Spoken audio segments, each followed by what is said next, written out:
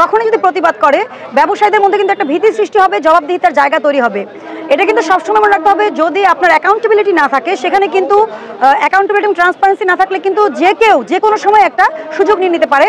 আর বন্যার কারণে যে পণ্যগুলোর দাম বেড়েছিল, যেমন কাঁচামরিচে বেড়েছিল, সেটা কিন্তু এখন কমে গেছে। আর পেঁয়াজ, আলু এইগুলো আগের মতোই সহনীয় আছে আমি বলবো, কারণ সাডেন কোনো ইনক্রিজ আমাদের চোখে এখনও ধরা পড়েনি। আর ডিমের বিষয়টা হচ্ছে, আপনারা দেখেছেন যে মাঝরাতে আমাদের মনিটরিং হয়েছে, ডিম কিন্তু 150, 145 সেরকমই আমি দেখেছি। আর সবজিটা আজকে এখনও দেখা হয়নি, দেখবো। তো আমাদের কিন্তু সবসময় আমরা মার্কেটে ভিজিবল, আমরা কিন্তু কোনোদিনও বসে থাকিনি।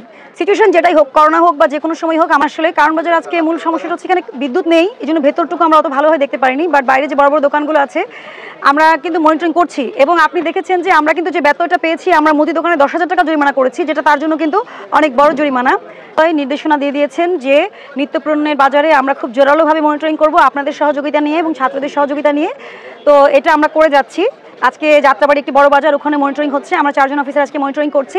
তো যেটা আপনারা দেখতে পেলেন, এটা আমরা সবাইকে মেসেজটা দিতে চাই যে ভোক্তা অধিদপ্তরের 5 জন 10 জন অফিসার কিন্তু একা বা 86 জন অফিসার সারা বাংলাদেশের পণ্যমূল্য কিন্তু কন্ট্রোল করতে পারবে না। ভোক্তাদেরকে যেটা আমি বললাম যে উনি যে পণ্যটা কিনছে অবশ্যই ভাউচার নিতে হবে। প্রথম কথা, যদি আমরা এগুলো ট্রান্সপারেন্ট করতে চাই, ভাউচারটা নিয়ে মূল্য তালিকার সাথে মিলিয়ে দেখতে হবে, তাহলে কিন্তু উনি নিজেই বুঝে যাবে যে ঘটনাটা কি ঘটেছে। এবং সেটা আমরা কিন্তু অ্যাট এ টাইম ভোক্তাদেরকে আমরা কনসাস করার চেষ্টা করছি। তাদেরকে আমরা বিভিন্ন মিটিংয়ের মাধ্যমে, ছাত্রদেরকে সহ, আপনারা দেখেছেন আমাদের মহাপরিচালক মহোদয় বিভিন্ন উদ্যোগ গ্রহণ করেছেন। তো আমরা কিন্তু বাজারে আছি এবং সর্বাত্মক চেষ্টা করছি, আমাদের যতটুকু চেষ্টা করা। আজকে শুক্রবার, আমরা কিন্তু অনেক অফিসাররাই বাইরে আছি, কারণ আজকে কেনাকাটা বেশি হচ্ছে। তো আমরা চেষ্টা করে যাচ্ছি, আমাদের মহাপরিচালক মহোদয় নির্দেশনা এবং বাণিজ্য মন্ত্রণালয়ের এখন উপদেষ্টা মহোদয় উনি যে নির্দেশনা দিয়েছেন সেটা বাস্তবায়ন করার জন্য সারা বাংলাদেশে একযোগে অভিযান হচ্ছে এবং আমরা সর্বাত্মক চেষ্টা করছি। তবে আমাদের চেষ্টার সাথে ভোক্তাদের সচেতনতা, এটা খুবই জরুরি। সচেতন ভোক্তাই সুরক্ষিত ভোক্তা, এই স্লোগানটা যেন হয়। আর আমি বলবো যে ভোক্তাদের সিন্ডিকেট হবে, ব্যবসায়ীদের সিন্ডিকেট হবে না। ভোক্তারা ডিসাইড করবে যে ওনারা যেখান থেকে যে দোকানটা বেশি পণ্য, ধরেন আজকে একটা দোকান ওনাকে ঠকিয়ে দিল, ওনাদেরকে এটা ডিসাইড করতে হবে যে ওনাকে আর রিফান্ড না করা, ওনার কাছে আগামী 7 দিন কেনাকাটা করবো না। এটা থেকে সে শিখবে। আমি 5,000 টাকা, 10,000 টাকা জরিমানা করুই, 50,000ও করি, সে কিন্তু এটা একসময় রিকভার করতে পারবে। কিন্তু ভোক্তারা যদি তাকে বয়কট করে, এটা কিন্তু সে রিকভার করতে পারবে না। এবং এটা কিন্তু তাকে সংশোধন হতে অনেক অনেক বেশি ভূমিকা রাখবে বলে এটা আমি মনে করি।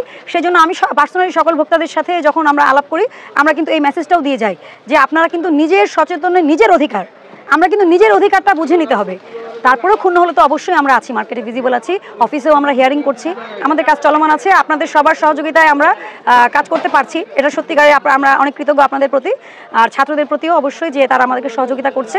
আর আমরা ওষুধ আজকে দেখে এসেছি এখানে আসার আগে, যে এখন যেহেতু বন্যার পানি কমে যাচ্ছে, স্যালাইন, এরপরে আপনার যে পানি শোধন করার যে ঔষধ বা এগুলোর যাতে কোনো কারসাজি না হয়, সেটাও কিন্তু আমরা আসার আগে মনিটরিং করে এসেছি।